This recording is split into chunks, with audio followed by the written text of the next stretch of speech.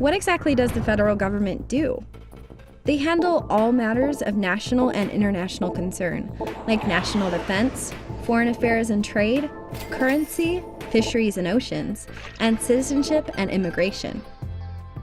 Provincial and territorial governments are responsible for more regional issues, like education, healthcare delivery, natural resources, and transportation and highways.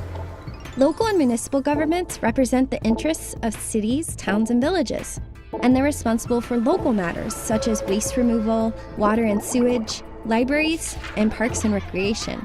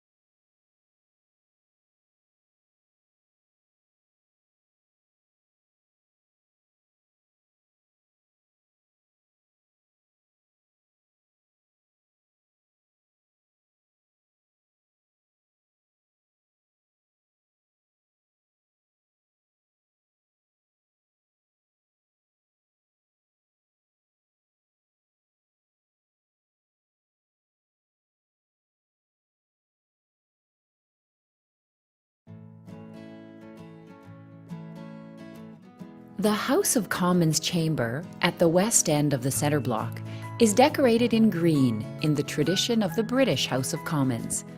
Stone carvings, stained glass windows, and other artistic representations of Canada's history decorate the chamber, as a constant reminder of the Canadians that members of Parliament, or MPs, represent and serve. MPs are elected to represent Canada's 338 constituencies. In the Commons chamber, members devote most of their time to debating and voting on bills. The chamber is also a place where members represent constituents' views, discuss national issues, and call on the government to explain its actions. In keeping with our parliamentary traditions, debate is guided by the presiding officer of the House of Commons, the Speaker, who occupies the ornate chair at the head of the chamber. Galleries located on the upper level of the chamber accommodate diplomats, members' guests, the press, and the public. An audio guide provides interpretation in both official languages. The members who assemble here propose, debate, scrutinize, and vote on bills and spending that will, if passed in the House of Commons and in the Senate, become the law of the land.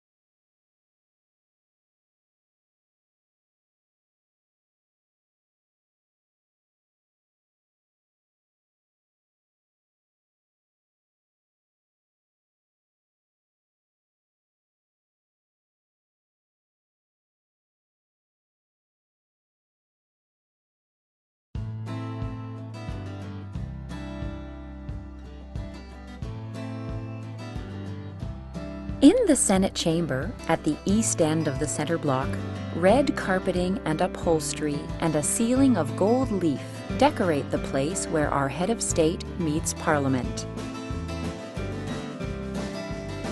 The Senate chamber abounds with artistic expressions of Canada's history and heritage. These works of art serve to remind senators of the people and country they serve. Of particular note are the 8 magnificent paintings that adorn the Senate's walls. They commemorate the sacrifice made by Canadians during World War I and Canada's evolution towards full independence. The Senate has 105 members. Senators are appointed by the Governor-General on the advice of the Prime Minister to represent regions, provinces, or territories. Part of their time is devoted to debating and voting on bills in the chamber. Senators also do extensive work in committees, studying bills and other important issues, and hearing from witnesses. The Speaker of the Senate sits on a raised platform at the front of the chamber. Directly behind the Speaker's chair are the thrones for the monarch or Governor-General and his or her consort. These are used during the speech from the throne, which takes place at the beginning of each new session of Parliament and in royal assent ceremonies. Royal assent is the final step of the legislative process, when the Crown formally approves bills that have been passed by both the Senate and the House of Commons.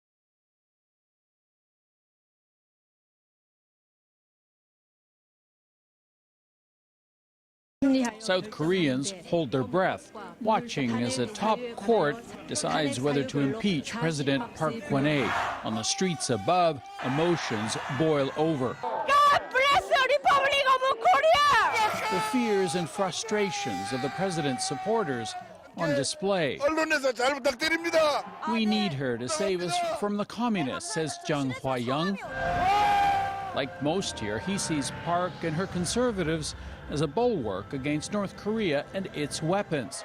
They don't believe allegations that she extorted millions from big business in return for political favors.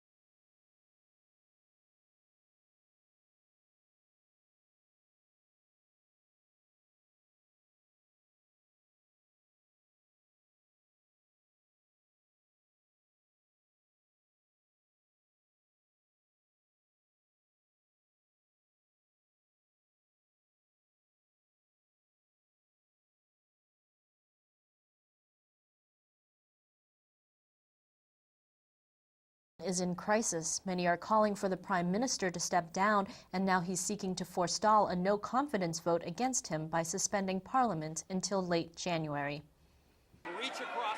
After a week of political drama in Canada, it came to this. Parliament suspended and Prime Minister Stephen Harper fending off calls for his resignation. No, sorry, it's over. Can't trust you anymore. We need a new Prime Minister. It started when Liberals and New Democrats, with the support of the separatist Bloc Québécois, formed an opposition. In heated debates, they vowed to defeat Harper's minority Conservative government in a confidence vote. The unlikely allies said Harper was not doing enough to cushion the effects of the global financial crisis. Trying to hold on to his job, the Prime Minister appealed to the public in a rare television address Wednesday night. Tonight, I pledge to you that Canada's government will use every legal means at our disposal to protect our democracy, to protect our economy, and to protect Canada. Liberal leader Stéphane Dion, the man who would become Prime Minister if the coalition succeeded in ousting Harper